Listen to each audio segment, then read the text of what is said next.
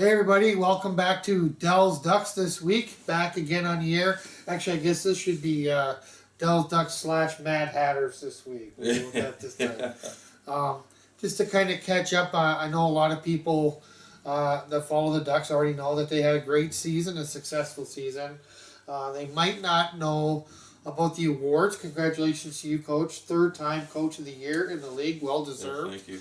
And also your goaltender, Jared Young, getting the top goaltender of the year. A pretty obvious choice, but the team's fourth goaltender of the year in a row. So something that you're obviously very proud of. Oh, absolutely.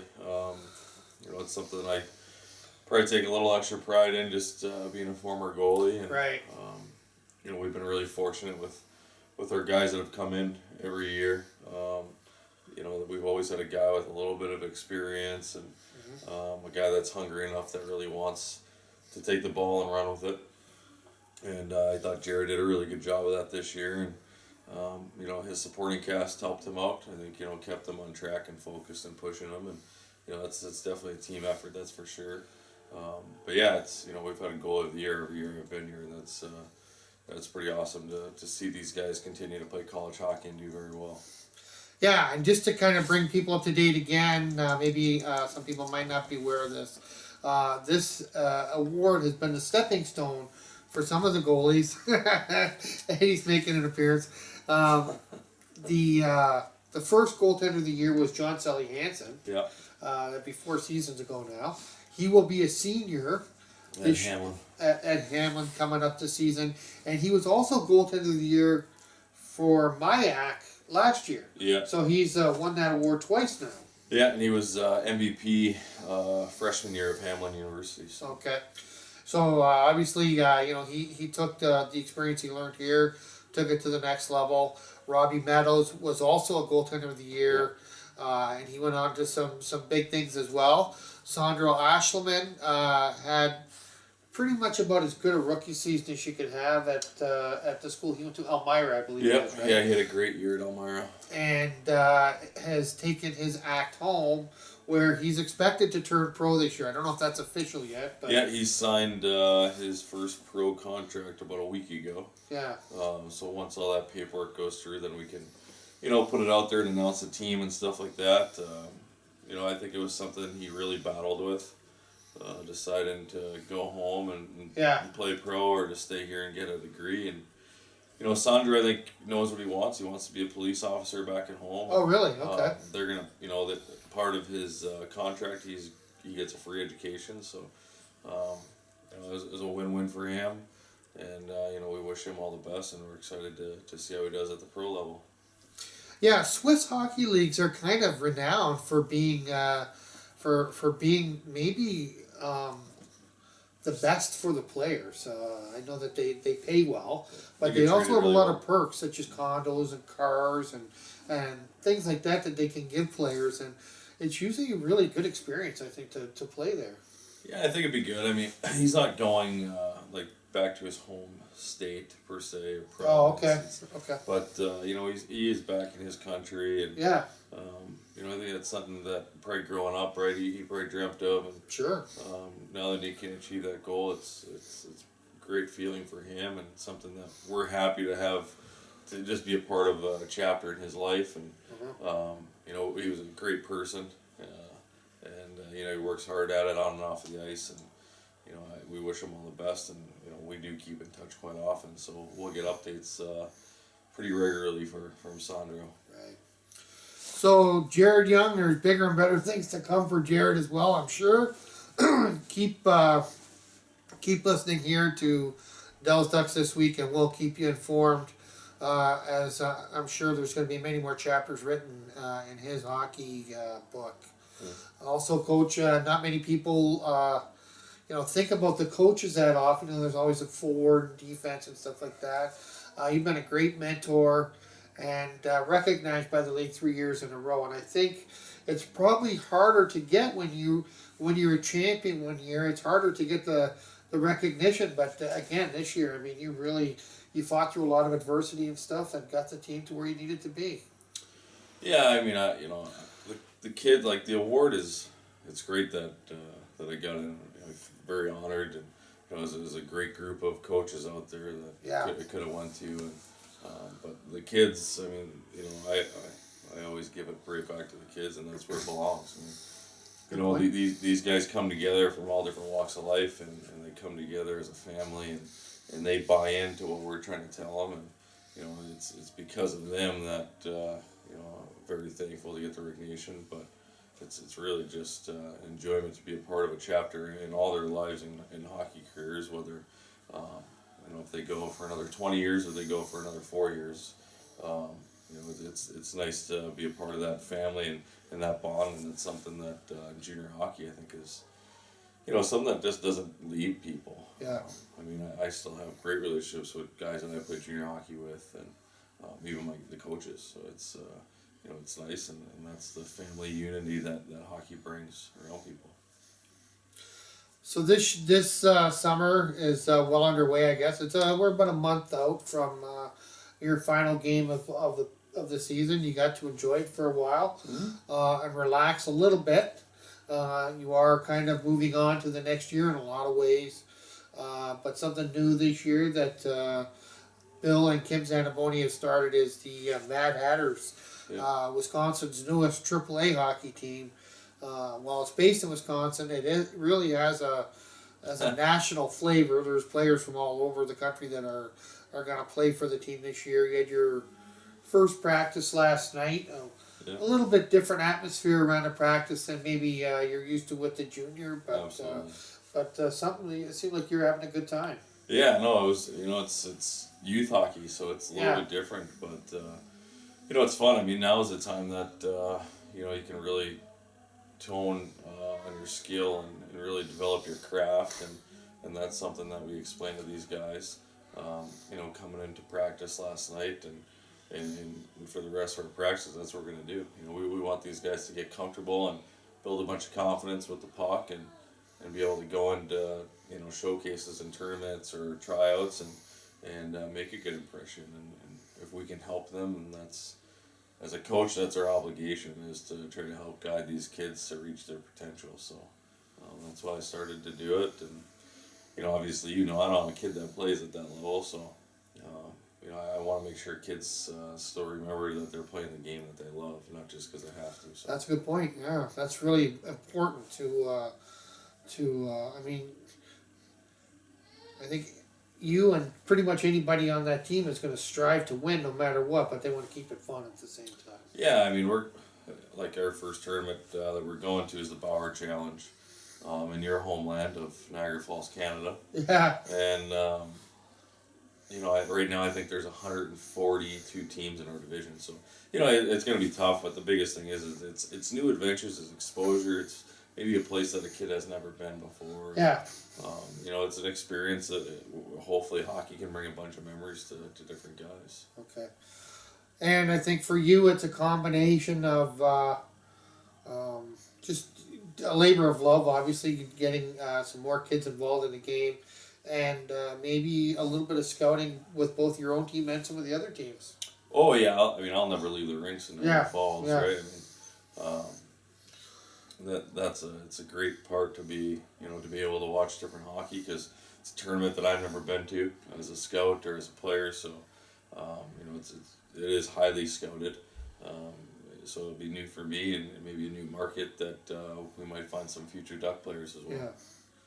Now, for the guys that were here last night, I think there was about a dozen or 15 maybe. Mm-hmm. I thought that there was a couple guys that are former Ducks players. Yeah. I think there was 3 of them there last night. But most of them are coming from high school teams or maybe a AAA team. Yeah. And what I thought last night, I'm not sure if you agree, but I thought that they picked things up pretty quick. I was really impressed with. I think they did a lot of drills that to me look kind of familiar from your Ducks practices, and they're not super difficult, but they're a little bit complicated, and it seemed like they picked things up really quick. Yeah, I thought they did a good job. We definitely stressed to them. Now's the time to ask questions. Yeah. They're gonna. Every kid that's coming in that hasn't played for me particularly is gonna learn new things. We're gonna do a lot of, different things and try to put guys in uncomfortable situations. So it keeps it exciting. It keeps the mind working and trying to be creative. And we do a lot of that stuff with the Ducks. Just to help keep things exciting every day. I mean, you can only do so much system work and fine attention to detail, but you still got to remember that these are kids, and you're still trying to develop and hopefully help them, with their craft. So I thought we did a good job of that last night. That the guys did a good job, and I was actually pretty happy with the first practice. Yeah. The intensity physical level was pretty high, and you could see a couple guys were maybe not used to that sort of. I mean, there were a couple guys that were breathing pretty hard a couple times. I saw. It was a difficult practice. It was challenging. It was an interesting way to do it. You're cramming as much into a little bit of time as you can. You had 3 hours yesterday, and I think you had about an hour 15, and then a flood, and then another hour 15, and they knew they were practicing. Yeah, absolutely, and there's a lot of time of talking, and explaining why we're doing a drill and what we want to see of like our key concepts per drill of what we're trying to work on.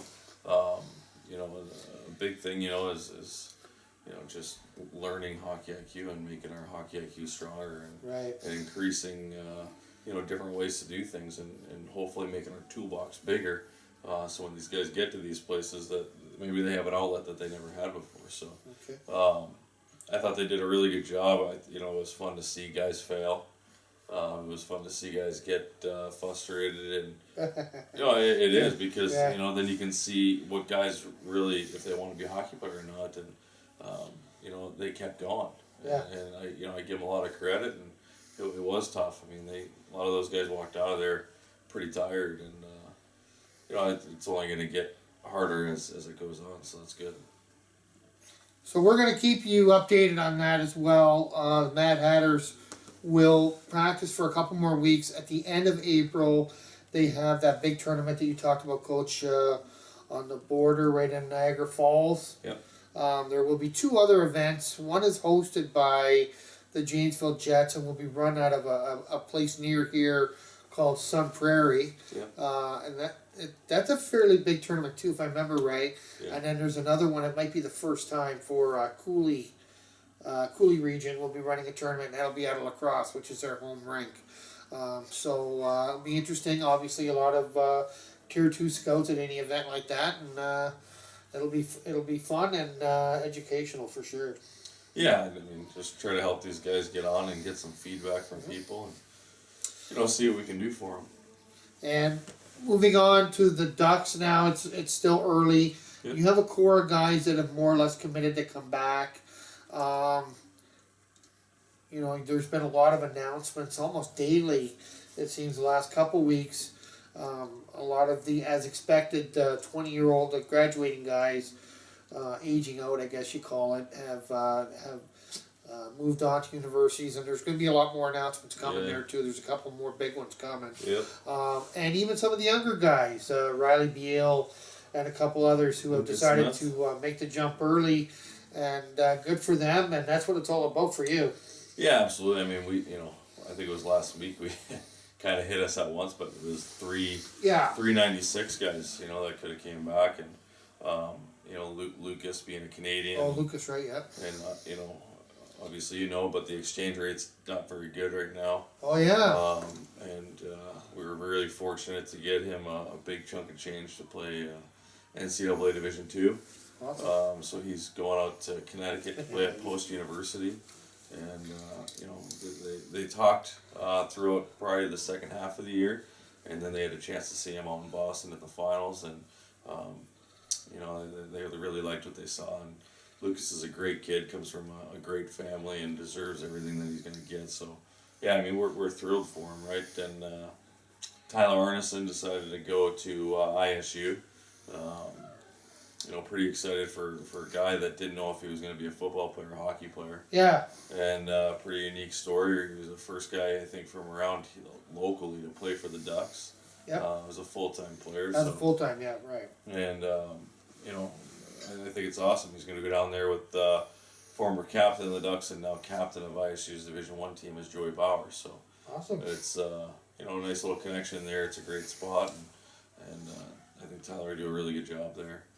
And Riley Beal, as you mentioned, right, is off to really pursue education. He's going to play hockey, but really focused on his degree. Got accepted into Iowa's business program, which is a pretty elite program. And you know, he got, I think, you know, this year will be his year where he pays the most money, and then his sophomore, junior, senior year, I think he's paying around $1,500. So. You can't pass that kind of stuff up, and that's what it's about, is getting a degree for the least amount of money as possible. For sure. That's why these guys are doing it right now to get to a university like that, and your record has been pretty much impeccable to make that happen. For guys that are willing to, you know, put the time in both on the ice and in the schoolroom. Yeah, it's very important. We've had a lot. Like this year, we did a lot with ACT, SAT guys. Right. You know, for a guy, I mean, we're waiting to see what's going to happen with Andy Williams, but you know, his numbers on the ACT jumped up a ton, and you know, he was a guy day in and day out that was in there just working on books and books and books. Yeah. And, you know, you got to see that effort out of these guys, and you know, that's something that we stress to them, and guys take a leadership role in doing that. And Andy was one of the guys, and his score bumped up, and you know, we're waiting to see how much more money we can get him. And hopefully, he can commit to and have an announcement soon. That'd be great. Yeah. I mean, we'll miss him, obviously. Yeah. We'd love to have him back, but you know, we can't be disappointed, because that's what the whole that's what the process idea of is this for. program is. Their success is our success, and Coach can always find somebody else that will be, you know, wanting to start at their level to make it to a college as well. And these guys, just a great part of our history. Congratulations to all of them that have signed so far. We're obviously going to miss you, but this family just keeps getting bigger and bigger, and you know, they'll be back. We'll see them again. Yeah, and that, you know, I think that's one of the things that we're really proud of is the connection between the alumni.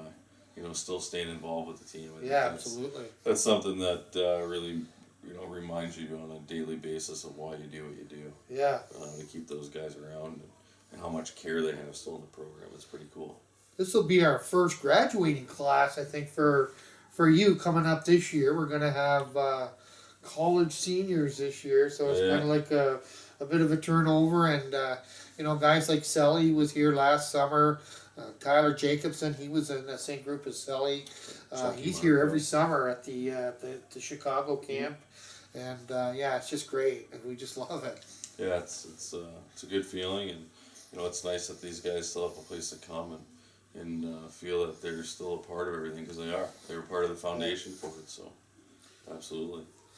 So we're gonna call it a show here. We went a little bit long. I apologize to the people who have to sit through it, but it's always fun to talk with the coach. And in closing, I'll just ask you, since we're on the eve of the playoffs, do you have a Stanley Cup pick right now? You know what? I don't even know how much I'll watch of it. Yeah, I know you were disappointed, but join the club. Yeah. You know, with Boston being out, right? It's tough. I mean, I'll just be a spectator and enjoy it, no matter who wins. It's not gonna make or break me. That's for sure. Yeah, and it's just more hockey that we can enjoy. We've been watching a lot of hockey here at the Zaniboni household, and it's another 2 months that we can watch some big games. So absolutely, starts Wednesday night. Yeah. So thanks, folks. We'll be back. We'll try to keep you updated every week or so. Like Coach said, there's lots of announcements coming, and there's plenty of stuff to talk about all summer long. We'll see you soon. Thanks, Coach. Thanks Eddie. Yeah. Night.